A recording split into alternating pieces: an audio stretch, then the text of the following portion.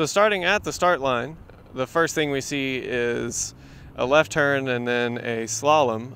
If you take the slalom correctly, it's really just one extra turn. You don't have to actually go through all of the cones. So the first thing we are looking at is actually the first apex cone starting this little straightaway with offsets, and really the cone beyond it.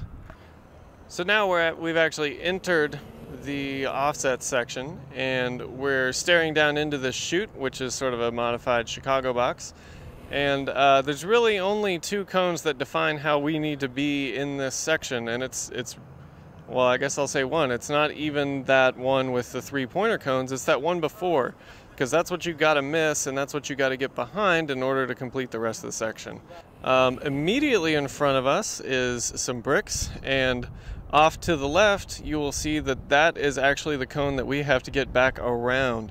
So we've got these 3 cones in the gate here that we actually have to get right to, and then back around to get to that one single pointer cone down there. So as I'm coming around through this, I need to actually be looking at that single pointer cone, because that defines how I approach these 3 gates here. So we've now gotten to the entry of the turnaround, and really we need to be looking immediately 90 degrees right to see that one pointer cone at the top of the hill, pretty much at the exit of the turnaround.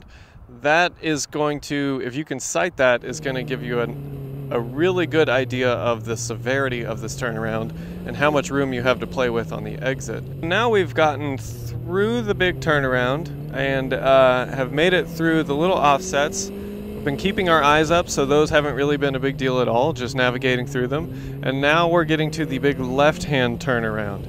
And again, what we want to do is sight a cone that gives an idea of the severity of what's going on. Ideally, we've already looked at the first and second pointer cones in this corner, so they aren't really a concern. What we need to be looking at is the next inside cone on the turnaround. Now that we've made the big left-hand sweeper over the bricks, we're getting towards the end of it, and we have a final left-hand pointer cone, but that doesn't really give you any indication of how severe the turn you need to make is. So again, looking ahead is what gets you the proper placement. Identifying these cones that are important are what gets you understanding where that placement should be. And so we're going to sight the pointer cone up at the top of the hill there, and that tells you how much you need to get behind this pointer cone immediately in front of us. So we are now in the chute, having just crossed the little brick path again. Ideally, we've been keeping our eyes up again the whole time, so this chute really hasn't been a big deal. We sighted that cone before, so we've gotten here okay. Now we have a single pointer cone left in front of us, and that really isn't what we need to be focusing on, because again, what defines our path is the 2-cone gate beyond it. That's where we need to end up.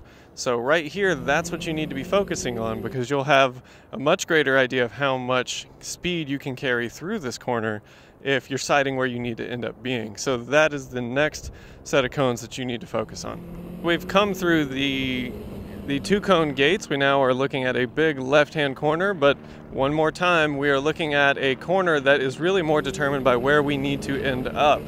And that will be a much greater driving factor than what this corner actually defines for you. If you look forward, there are a few pointers and a pointer with 2 cones behind it, so 3 cones standing there. It is that last cone in that 3-cone wall that really determines where we need to be. So sight that last cone in the 3-cone wall as you enter this left-hand sweeper, and you'll be able to set up much better for it as you approach it. As we get to this 3-cone wall and start passing it, we have the final critical part of the course. You can actually see 3 elements that make up an offset section. The most severe of which is another 3-cone wall with a pointer on the first.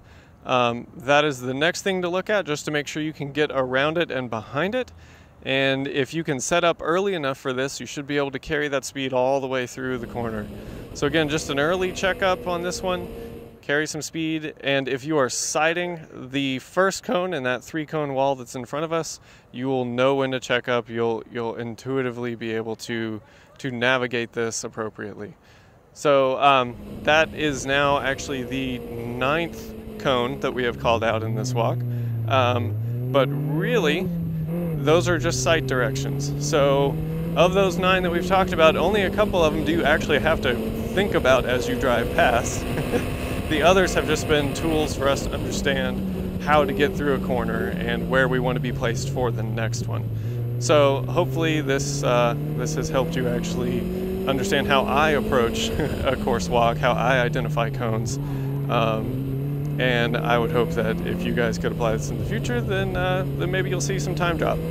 Drive with your eyes, keep your eyes up, and use the course walk to identify what cones you should be looking at, and I guarantee you'll drop time.